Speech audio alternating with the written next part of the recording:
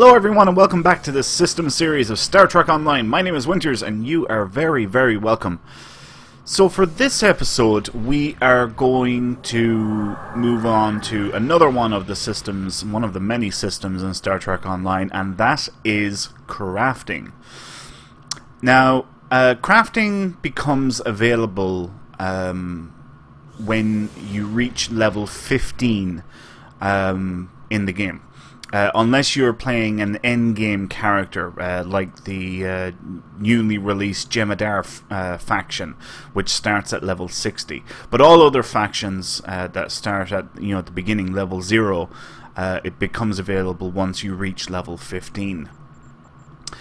Now, to access the R&D window, you actually need to go through the Duty Officer window. I'm mousing over the Duty Officer button right now, and we click that, and there is the R&D tab up at the very top. This is the normal Duty Officer window, and as you would expect, you just hit R&D up at the very top, and that's it.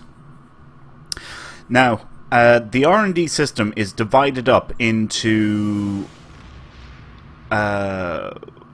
8 different schools. Sorry, I had to think there for a second.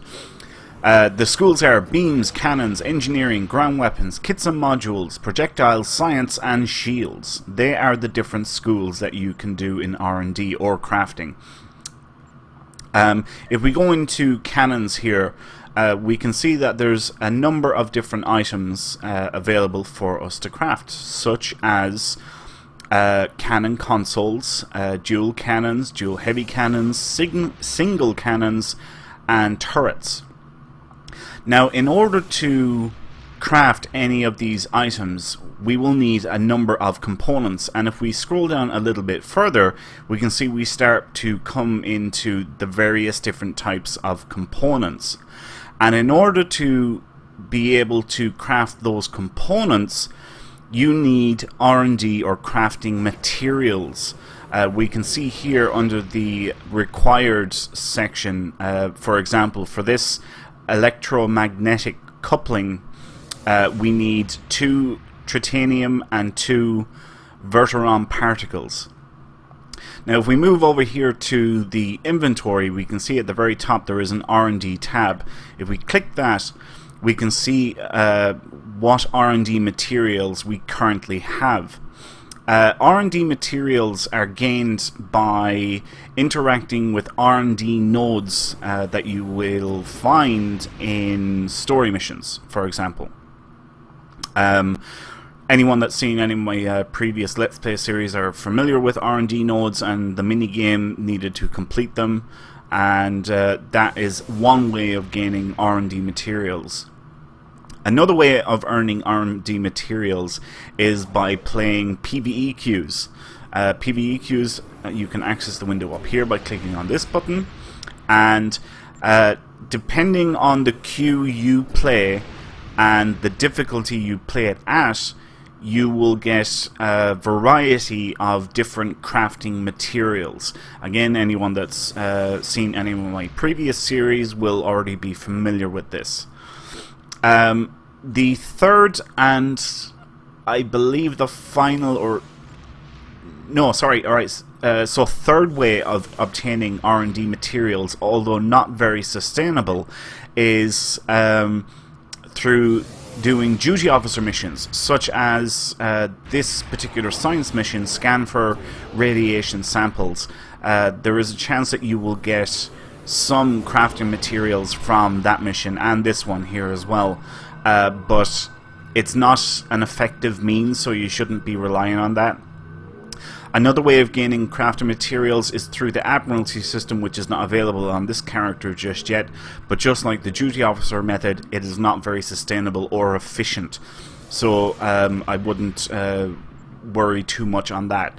The 2 main ways of obtaining crafting materials is, as I said, one, through interacting with R&D nodes scattered throughout the game, and number 2, and probably the biggest one, playing PvE queues. So the system is fairly simple. Like I said, you build up a stockpile of crafting materials. You can then turn those materials into components, and you then use those components to craft whatever items it is that you want within the crafting system, and within each of the specific schools. Now, some items, no, right. So what I'll do next is I'm going to cover leveling the schools. Now, obviously, as you would expect, starting off, once you hit level 15, all of the schools are going to be level 0, and it is up to you to level each of the different schools. And if we scroll down, we're on ground weapons now. If we scroll down all the way to the very bottom, we see that there is a research project called Ground Weapon Technology. Now, a very common mistake that a lot of players make is once this system opens up to them, they start crafting components straight away, and they start making stuff, and they start earning little bits of XP, and very slowly start leveling up the various different schools. Big mistake. Alright, you should not be doing that. That is not the most efficient way, or you shouldn't be doing it. What you actually want, and each of the various different schools has one of these projects, okay? Research Project Ground Weapon Technology. If we go to Kits and Modules, Research Project Kits and Modules Technology. If we go to Projectiles, Research Project Projectile Technology. Each of these missions will give you 6,000 XP for that particular school.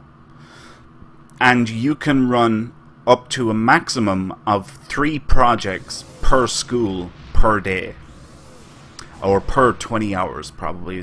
Well, we'll say per day, because you might necessarily be able to get back on 20 hours after the time you set it up. In order to run the research project, you need 2 things. Number 1 is a research lab scientist duty officer. Any quality, doesn't matter about the quality at all, but it must be a research lab scientist. The second thing that you need will be some form of common crafting materials. In this case, tronium gas. If we go to Kits and Modules, we take a look at it, we can see this time it's magnesite. Ground weapons, it is duranium. Yeah, duranium. And engineering is magnesite again. Cannons is tronium gas, and beams is duranium again. So it varies depending on the school, and they're the 2 things that you need. Now, when you start off, assuming that you're playing from the very beginning and it's not an endgame character that you're on, you will have 1 project slot available to you. You can open up additional project slots by advancing within the R&D system. So, for example, you can see here I already have 2 slots open, but if we want to get the third one, it says raise any school to level 4.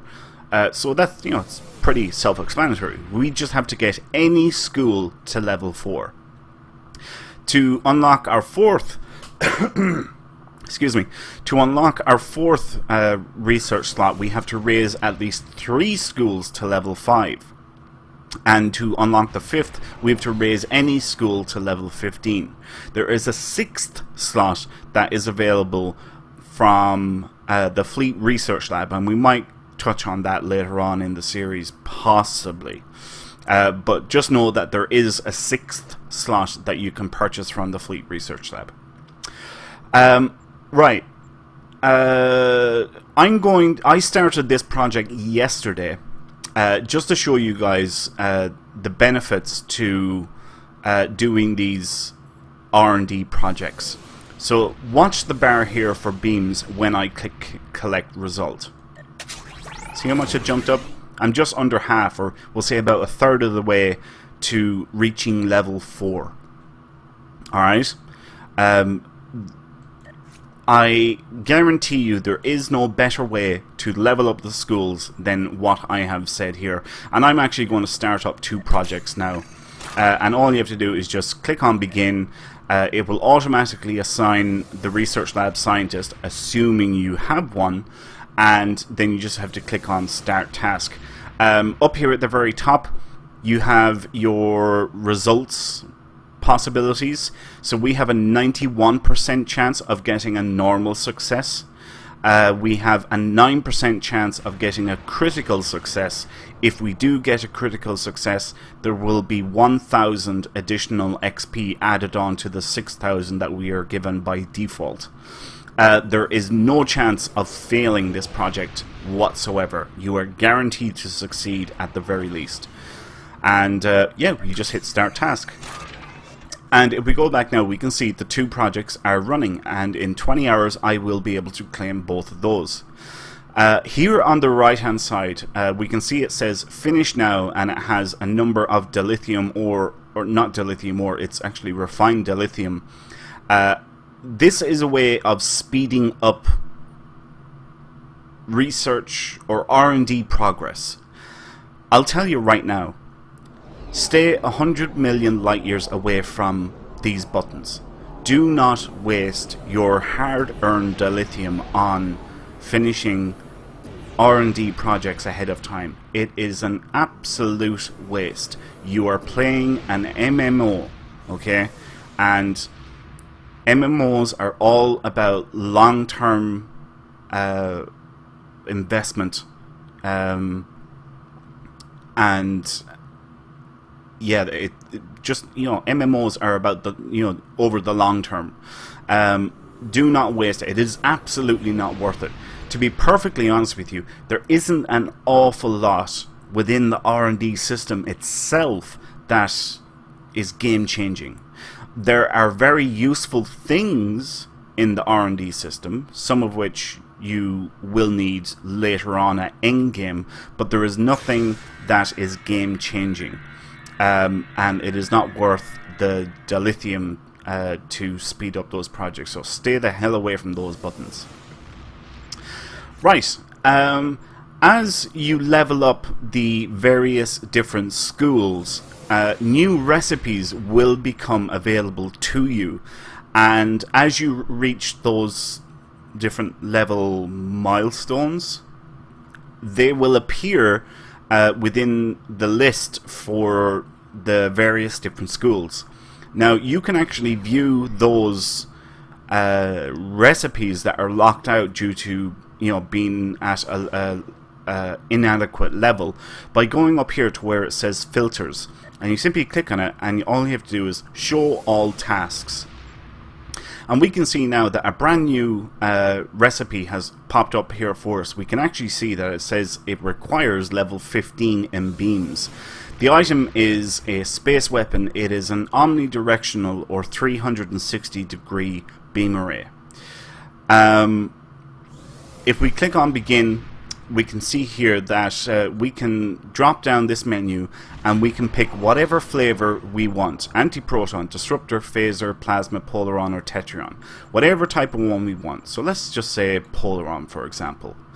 You are stuck with Mark 12. It has to be Mark 12. You cannot change that. From there we just click on confirm. Now in order to actually wait, the first thing that I want to say is every single school in the R&D system has some top tier special item once you reach level 15 in that particular school. So for example, Cannons has a wide arc dual heavy cannon available. Engineering has the Aegis engines. Ground weapons has something called the TR-116B sniper rifle. But for beams, it's the omnidirectional beam array. Each of these top level items or special items require a certain type of duty officer. In this case, it's a beam weapons officer, and they are actually not the easiest things to get your hands on. The trouble is, not all duty officers have an R&D specialty, and unfortunately there is no filter in the exchange for you to use when trying to find a duty officer with a very specific specialization. My recommendation is to go to Google and type in, something like STO beam weapon R&D DOFs, something like that, and hopefully within the top few results you will get a link for the STO Gamepedia or wiki, and you will be able to search for a list of all available duty officers that are in game that has the R&D specialty or specialization that you require. And what you want to do then is you want to get an actual name for that duty officer. So let's say his name was James Bond. Alright, you want to write that down, go back into the game, search the exchange for James Bond, and that will populate a list of all the available duty officers that are named James Bond. Now, the proper thing to do is actually to write down a few names, because some of them are more expensive than others. So if you actually write down a few names and search the exchange for each one of them, then you'll be able to see which one is the cheapest and ultimately make the best purchase for yourself. Assuming that you do have the required duty officer, it will automatically be slotted in here for you. As we can see up here in the top right hand corner, it says a recommended skill level of 160. Current skill level is 30. Skill level is based off your current level within that particular R&D school. So for each level, your crafting level goes up 10 points.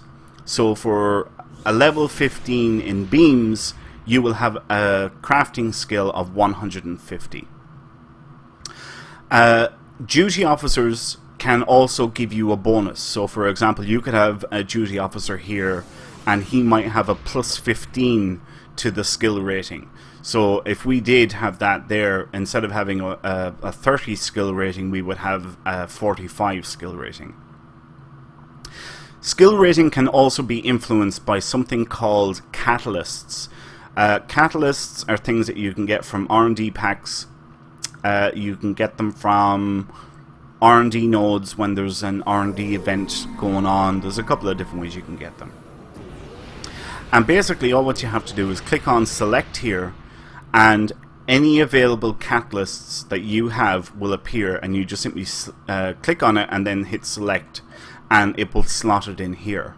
And there's a number of different types of catalysts. You have plus 10 catalysts, plus 25 catalysts, and plus 50 catalysts. And basically all they do is they add on the face value onto your skill level. So we have skill level 30. If we had a plus 10 catalyst, it would bring that up to 40. If we had a plus 50 catalyst, it would bring that up to plus 80. And that's all it does. It just increases your skill level. Right. Down here we have a list of required items that are needed in order to craft this item here. As you can see, they're all red, meaning we do not have them or we don't have enough of them. In order to craft each of these items, you don't actually have to go back into the school, search for the item, open the recipe, and then begin crafting. You can actually just simply click on the component itself and it will automatically bring you to the recipe. So very important to remember that. Again, down here it shows you what is required. Because these are colored red, it means that we don't have them, so we cannot craft them, but you can see exactly what's needed there. Again, if you have an available duty officer, it will be slotted. You can also put in catalyst if you wish. Up at the top here then we have a quantity slider, and as we increase it, take note down here that the required items increase with it as we increase the slider. You can make a maximum of 5 items or components per time when you're actually crafting an item itself. So we'll say the omnidirectional beam array, you can only craft 1 of those at a time. You can't, there is no slider to affect the quantity. Up at the top here, we have your possible outcomes. 96% chance of getting a normal success and a 4% chance of getting a critical success. If we got a critical success after crafting 5 of these firing sequencers, we would actually get 15 of them for that critical, and it would only cost us the items needed to craft 5. It's actually a nice little bonus. We can see here what the recommended skill level is, 40, and our current skill level is 30. It's just a recommendation. The higher your level, the higher your skill rating, and the better your chances are of getting a critical success. Now, another reason why you want, and actually I don't think I mentioned this, but you do want to level up every single one of your R&D schools to level 15 minimum. The reason why you want to do that is level 15 unlocks all possible recipes for you. So once you hit level 15, that's it. You have unlocked every possible recipe that there is for that particular school. The other reason why you want to do it is once you hit level 15, you also unlock a personal trait that will be added to your traits list of available traits here. So some of them are personal ground traits, some of them are personal space traits, and they'll just be added to the list here, and some of them are actually not that bad. And at least my philosophy is, you know, I'd rather be looking at it instead of looking for it. So with all of my characters, I always level them up to level 15. Always. Every single one of them.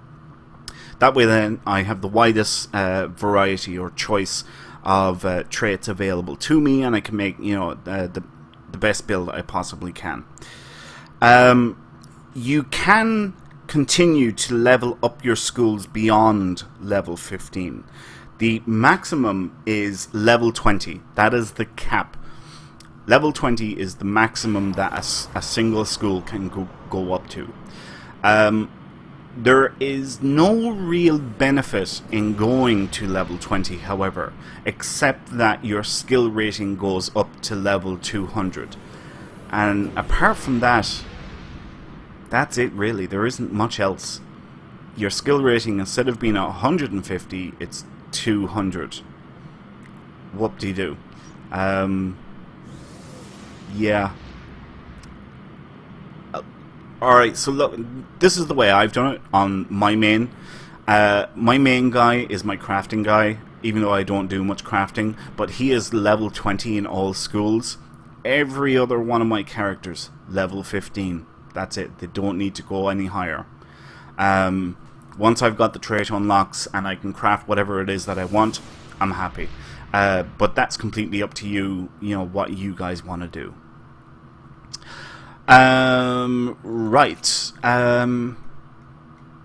Let's see what is next. Are these? Alright, want to show all tasks here.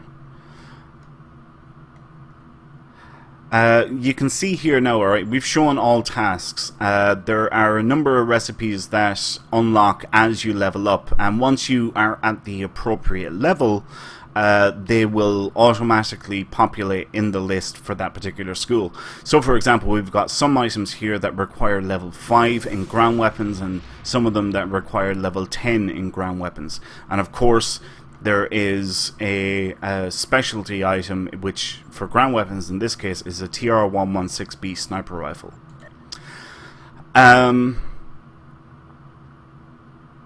Right. Let's see. The next thing I want to do is let's pick a dual heavy cannon.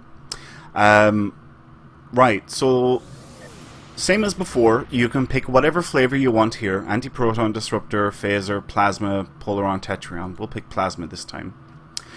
And let's say we want to make... We'll stick with Mark II for now. We hit confirm. It has the required items down here. It's very basic stuff. The duty officer is already slotted. We don't have any catalysts. Recommended skill rating is 10, but ours is at 0. Here then it shows our possible outcomes, our chances of getting either common, uncommon, rare, or very rare. So we have a 44% chance of getting a common Plasma Dual Heavy Cannon Mark II. Okay? And these are the stats for it. We have a 36% chance of getting an uncommon Plasma Dual Heavy Cannon Mark II. Now, I want you to pay particular attention to the name of the cannon. So let's look at the common one again. Plasma Dual Heavy Cannons Mark II. Now look at this one. Plasma Dual Heavy Cannons Mark II, but it's in green this time, and at the very end it has 3 question marks. The 3 question marks mean that once it is created or finished being crafted, it will assign a random modifier to the weapon because it is uncommon quality or green quality. If we go to rare, which we have an 18% chance of getting, we can see that it's the very same. This time the writing is in blue. Plasma Dual Heavy Cannons Mark II, but it has the question marks again, but this time with a ×2. That means that we could end up with, let's say, 2 accuracy modifiers, so ACC ×2. Or we could end up with 1 damage modifier, which would be DMG, and let's say 1 crit D modifier, which would be CRT capital D for crit damage. If we go up to very rare, we have a 2% chance of getting a very rare.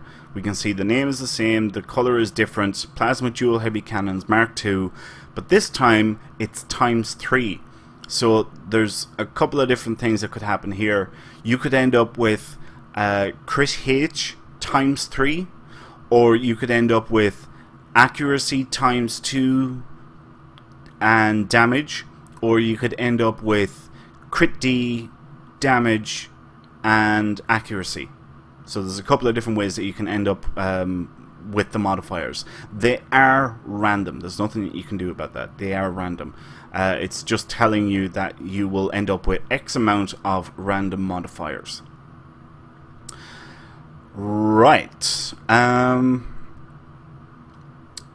Trying to think, what else do I need to cover? We talked about catalysts, we talked about skill level, we talked about qualities. Right, so remember this one now was a Plasma Dual Heavy Cannon Mark II. Okay, we get 50 XP and it takes 5 minutes to complete. So you can see there's a big difference there between the R&D project itself, which is going to give us 6,000 XP. Alright, very, very big difference. However, if we go back into Dual Heavy Cannons, we'll pick Tetrion this time, but instead of Mark II, we pick Mark 12, okay? And we click on Confirm. We can see that the required items have changed drastically. From the 2 items that were required, there are now a number of common, uncommon, rare and very rare items or components that are needed in order to craft this one weapon. We can also see that the chances of getting the different quality levels have also changed, because there's a 0% chance now of getting a very rare. That just will not happen at all, guaranteed, because of our skill level. If you are deficient anything and you need to craft it, like I said before, you can simply click on the particular item and it will automatically bring you to that recipe. The very rare items though, do be very careful of this. As you can see, this isolinear chip needs 4,000 dilithium ore in order to craft it. So if the item needs 2 or 3 of them, you can see quite quickly you're going through quite a bit of dilithium just to make a Mark 12 item. To be perfectly honest with you, there probably isn't a whole lot of stuff in the R&D system that you are going to want to craft. most of your stuff is going to come from either the reputation system or your fleet. Sorry. So it's either going to come from the various reputation systems or your fleet stores. That's where the majority of your stuff is going to come from. You might want a very small handful of stuff from R&D. Let's say an omnidirectional beam array to put into the back of your ship. I should point out as well, any of these special items for space anyway, like the omnidirectional beam array, this dual heavy cannon with arc, yeah, we'll just go with that for now. You can only put one of those items on there. Okay? So if we make a phaser Mark 12 omnidirectional beam array, we craft it, and then we come back and we craft another one, we will not be able to put the second phaser omnidirectional beam array onto our ship. You are only allowed one. So very important to keep that in mind. In terms of the ground weapons, as in particular the TR-116B, this is actually a very good weapon, and it's very good against Borg. And the reason for that is because it doesn't fire energy at the target. It's actually kinetic energy. It's a bullet that it fires, which means it bypasses the energy dampening shields and does kinetic damage to the Borg, and you do not have to remodulate the weapon because of that. So for me anyway, I always have a TR-116B on my character with or in the secondary weapon slot. And if I ever come across Borg, I can quickly switch over to the TR-116B and I can take out the Borg and continue on as normal. And when I get back to, let's say, normal content, I just switch back to my primary weapon then. So you might be interested in that. Like I said, each of these different items requires a very special type of duty officer. So for the TR-116B, you would need a ground weapons officer. You'd want to go to STO Gamepedia to find a list of available ground weapons specialists. For engineering, science, and shields, the special item, or one of the special items for each of those, is a different part of the Aegis set. The Aegis set is one of the oldest sets in the game, and I suppose at one point it was kind of the meta, but to be perfectly honest, it's not really anymore. To be perfectly honest with you, by the time you've got all your R&D schools up to level 15, you're looking at about somewhere between 3 to 6 months to get all of the schools up to level 15. If you want to go to level 20, I guarantee you you're looking at a year at least to get all schools to level 20. I guarantee it. But the point is that by the time you've got all your schools up to level 15 and you can finally craft the Aegis shield, the Aegis deflector, and the Aegis engine, you're probably going to have much better stuff available to you from the reputation stores and your fleet. And the other thing is, and this is very important, in order to craft any of the pieces of the Aegis set, there is only one duty officer that can craft it. There is only one of them in game. He is not tradable, so he is not available on the exchange. He doesn't come from any lockboxes. There is only one way to get him, and that is doing the Request R&D Assistance Duty Officer mission available on the Klingon Academy or the Starfleet Academy. And it is a very, very small chance that you can get that duty officer from that mission. I know one of my guys in one of my fleets was doing that mission religiously every day or every second day, whatever it is, for about, I want to say like 7 or 8 months ish, maybe a bit more, but definitely around that time, 6, 7, 8 months. And that's how long it took him doing the mission religiously before he actually got the duty officer he was looking for. And the kicker is that duty officer mission costs 1,000 dilithium every time that you do it. He put so much dilithium into it, it was crazy. It was absolutely nuts. But anyway, he wanted it, and you know, if you want it as well, know that there is an option there. Just be fully aware that it is not guaranteed that you're going to get it. You could be doing it a very, very long time before you do get it, so just be warned. Right. So I think that is nearly everything to do with R&D, at least for a basic introduction. Yeah. Trying to think if there's anything else. We talked about getting materials. We talked about leveling up the schools.